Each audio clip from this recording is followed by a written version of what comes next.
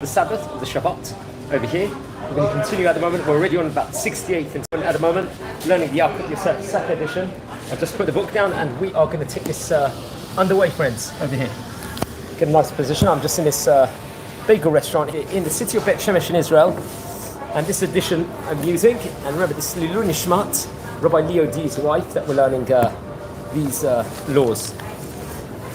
Okay, just got a nice bagel. I said a blessing already on this, so I don't need to say another one. A very nice vanilla flavored coffee.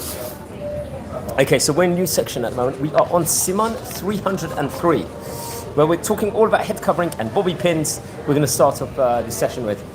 Let's try and make some good progress. We are now on Halacha Aleph, friends. Okay.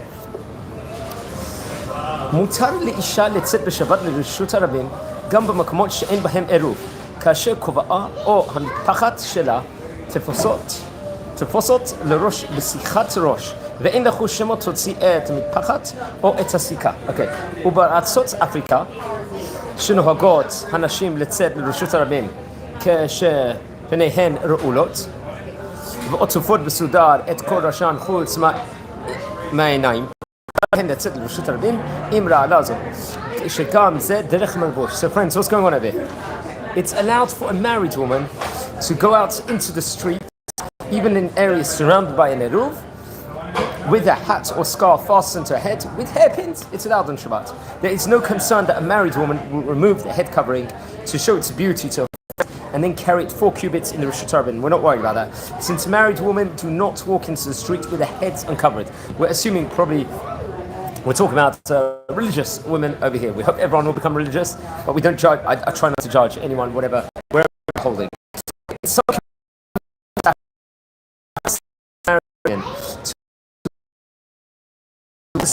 So that is over there. I don't know how feeling that is now. Leaving eyes covered. Go out into the street on Shabbat, thus veiled, since this is a normal manner of wearing this garment in that locale. So in different areas, people have different ways of wearing the different sniut garments, or it might be the head covering garments also. Okay, we're on Halacha Bet. Wearing jewelry out in the streets. What's the din over here? קבענו הגו הנשים להקל לצאת בשבת לרשות הרבים וכל מיני תכשיטים שהם לנוי וקישוט וכגון טבעת שעל אצבעה, צמיד שעון שרשרת, סיכה עגלים שבאוזניה וכדומה, והוא שתענוד אותם דרך מלבוש ולא תיקחם בידה בכיס בגדה, והמחמירות על עצמן שלא לצאת לרשות הרבים תכשיטים כלל become the custom for women and shoes naturally, such as rings, bracelets, a watch, pins, or earrings. She may not hold them in their hands or in her pockets, but she may wear them naturally as everyone's been Shabbat, because you can't go out. It's walking in a Rosh Shabbat, which is also. Those women who refrain from going out in the street on Shabbat jewelry will receive a blessing from heaven. Just hold me a second. Hello? Okay, so now we are on Halacha Gimel at the moment. Carrying a purse into the street. We're talking all about purses in yesterday's Daf Yomi. Now we've got the Halacha pertaining it. Asur isha letzet b'Shabbat l'reshut rabim im tik או ארנק בידיה, naturally, אף אם אינו עומד לשום שימוש אלא לנוי וקישוט בלבד. ואף במקומותינו שיש עירוב, נכון להחמיר בזה לדידן. Okay, it's forbidden for a woman to go out on Shabbat into the street holding a pocketbook or a purse, even if it is never used for any items that are mukteh, and she wishes to carry it as a matter of style. Even in an area surrounded by a valid eruv, it is proper for Sephardic Jews to refrain from this. Over here. Okay, now Halacha Dalet at the moment. Let's see. מותר לאישה ליתן סיכה בשרותיך כדי להחזיקם ולצאת בשבת לרשות הרבים, וכן מותר לה לצאת בשבת לרשות הרבים עם סרט או קשת שהיא קושרת בו את שרותיה. It is permitted for a woman to put a pin in her hair to hold it in place and go out into the street. Over there. Likewise, she may go out into the street with a ribbon or a hairband with which she ties her hair. So this will be allowed naturally. Studs in girls' earlobes. What's it in? הבנות הקטנות שנוקבים את אוזניהן כדי לתת בהן נזמים כשגידלו, וכדי שלא יסתמו הנקבים נותנים בהן קסמים. מותר לצאת בהן בשבת לרשות הרבים, אף במקום שאין שם עירוב, ובמקומות שלא נהגו בזה. טוב להחמיר, שמא תוציא הכיסם מפני הבושה מחבורותיה. Okay, halacha hey. It's allowed for young girls who have their ears pierced to go out in the street with studs in the holes to prevent them from closing up. This is so even in an area not surrounded by an Eruv. In locales where this is not the custom, it is best to refrain from this, since the girl might feel embarrassed, and remove the studs and carry them. Okay, now we're in halacha 6 of it. Vav. כיוון נתברר שמותר לנשים לצאת לרשות הרבים עם עגילים באוזניהם ואין לחשוש שיובאו להוציא העגילים ולטלטם דלת אמות ברשות הרבים. As we learned previously, it was mentioned, women may go out in the street on Shabbat wearing earrings, and there is no cause to fear that they will remove the earrings and carry them. So we'll look back in the halacha bet with regards to that. Friends, we're on halacha 7, that's naturally Zion in Hebrew. Okay. אסור לאישה להתאפר בשום איפור, אשר מתקיים זמן רב ואינו מתנדף מעליו משום איסור צובע. אולם מותר לאישה לצאת בשבת אבקת פדרה צבעוניות על פניה, ואין לעשות בזה משום מלאכת צובע, כיוון שאינו דבר המתקיים. שבמשך השבת, אחר כמה שעות מתנדפת, הפדרה מעליה ואינו מתקיימת כלל, וכיוון שאין קיום לצבע זו, אינו בכלל איסור צובע. A woman may not powder her face with powder that will remain on her skin for an extended period. It is forbidden as an act of tzovea. She may use colored cosmetic powder on Shabbat if it vanishes completely after a number of hours, since this is not regarded as an act of malacha of tzovea of dyeing. Okay. We continue. Okay. Just finding the place at the moment. שבת אחר כמה שעות מתנדפת הפדרים בעליה ואינו מתקיימת כלל, וכיוון שאין קיום לצבע זו, אינו בכלל איסור צבע. אוקיי, וכל זה בתנאי שהפדרה לא תבוא רק בצורת אבקה, שאם תבוא בצורה של משחה, יש בזה איסור משום ממרח, והנה במשחות כאלו שנבלעות באור הפנים, נחלקו הפוסקים. דעת המגן אברהם שאין בזה משום איסור ממרח, אולם לדעת החזון איש אף בזה יש לי איסור ממרח, ולפי דעתו צריך להקפיד שהפודרה לא תהיה מעורבת משחה או בקרם, ואף שמיות סוף נכון לכתחילה לנהוג כדעת החזון איש, וזה שלא למרוח אף משחה מסוג זה מכל מקום. כבר כתב, I believe in בית יוסף, I think it is, or in another commentary, שדברי המגן אברהם הנה יתד שלא תמות. Okay, I will double check the pronunciation. There was an abbreviation there. Here on halacha zayin, maybe you will tell me what that stands for. Bet yud aleph. Okay.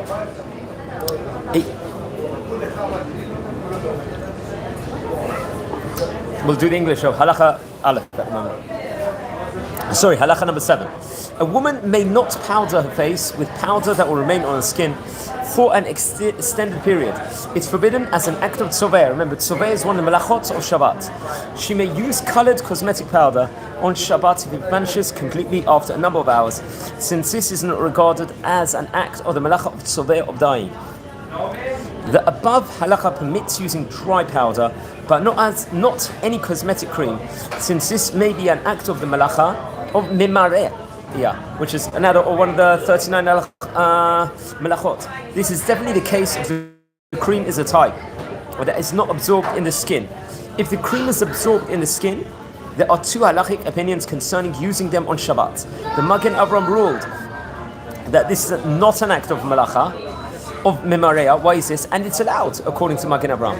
The Chazon Ish, however, ruled that it is forbidden as an act of this melacha. According to the latter opinion, all cosmetic creams are forbidden on Shabbat. In practice, it is best that one refrain from using any cosmetic cream, following the ruling of the Chazon Ish, who was one of the great rabbis. Technically, however, the Maran, the Rishon LeZion, ruled in the Yabia Omer that the opinion of the Magen Avraham is sorry, I've got to pronounce this correctly. Inkot Rover Tibol. Okay, so I'm not sure what that means. This halacha was reconstructed by Rabbi Yisrael Bitan, according to the notes over here, and approval of the author of Harav Yitzchak Yosef, who's the current Rishon LeZion chief rabbi of Israel. Okay. Now, friends, we're on halacha chet at the moment. Here in the Yalkut Yisef, you're on this fantastic Wednesday morning over here. Halacha number 8, naturally. אסור לאישה לצבע את השפתיים בשבת ויום טוב, וגם אם השפתיים היו צבועות מבעוד יום. אסור לחזור ולצובען בשבת ויום טוב, ואם השפתיים יבשות, אין למרוח עליהם משחה. So what's going on here, friends? It's forbidden to apply lipstick on Shabbat and Yom Tov, since naturally it's an act of malacha of tzovea, also it's colouring, dyeing on Shabbat to be precise. Even if she had already coloured her lips before Shabbat began, it is forbidden to refresh the colour on Shabbat. Over here. Okay, so what's going on? It's likewise forbidden to apply a cream, such as petroleum jelly or chapstick, to one's lips on Shabbat, since it's an act of the malacha of memarea, which is one of the 39 halachot which I spoke about previously also. Okay, friends, we are now on halacha number 9. It's a YouTube live. It has been recorded on. So please, everyone, keep your comments discreetful. And let's learn the laws of Sabbath together, friends. Okay, now we're in halacha number 9.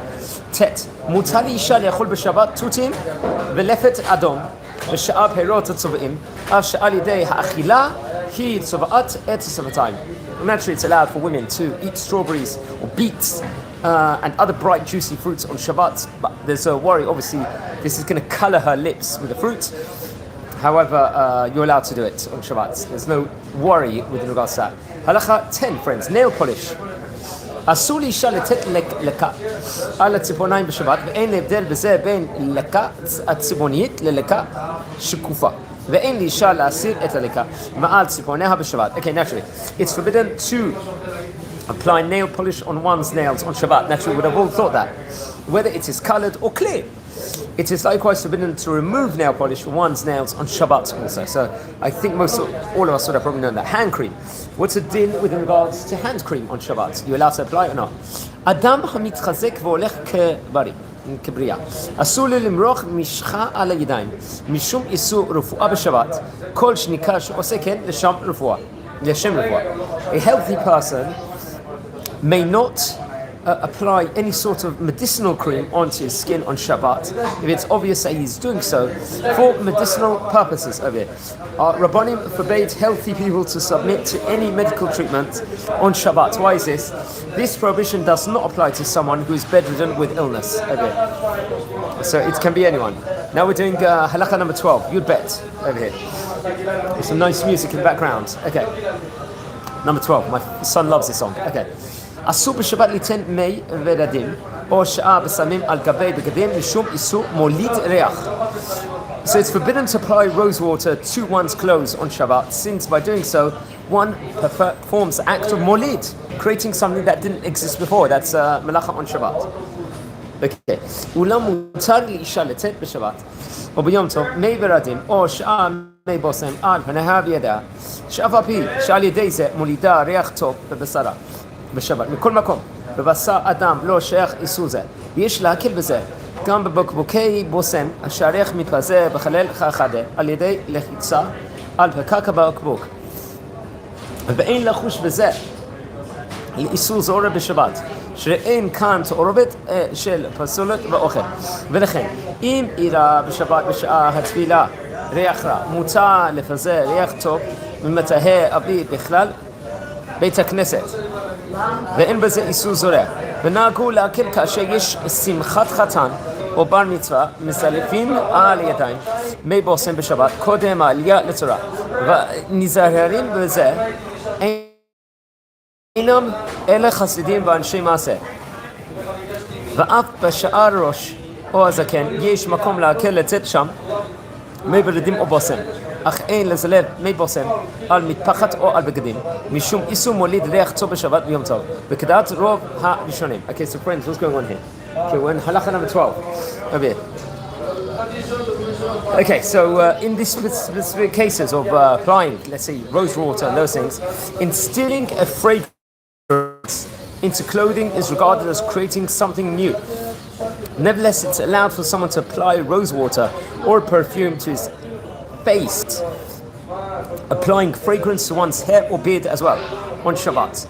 Nevertheless, one may not apply fragrance or air freshener into the air. That's not a problem. This is not considered an act of malacha of zoreh when it is separating grain from the chaff using the wind. Whereas nothing is being separated. Therefore, if let's say a bad odor is present in the synagogue, now we're talking about number 14.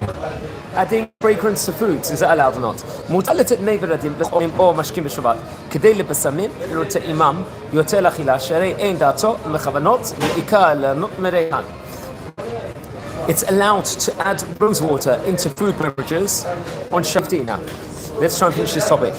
אין לצאת בשבת ביום טוב מי ורדים לתוך מים העומדים לרחיצה ונטלה ידה will be used washing one's body or hands, since this is considered an act of monid if fragrance had been added to a towel afterwards. Okay. He continues. There's a halakha as may add fragrance to foods and beverages. כמו כן אסור לצייר כליאת אסר דומה לסוטר וכן אסור לקלוע בשבת את הסבוכים קטנים אבל מותר לקבץ את likewise it's forbidden to undo braided hair on Shabbat since it's similar to the malacha of soter. It's forbidden to set hair on Shabbat using hair cutters, hair curlers. It is however permitted to gather hair curlers on Shabbat itself. This is not the same as since the hair is curled. 18. On Shabbat, even by hand, and certainly after they were curled for Shabbat, as the Raka or Yad.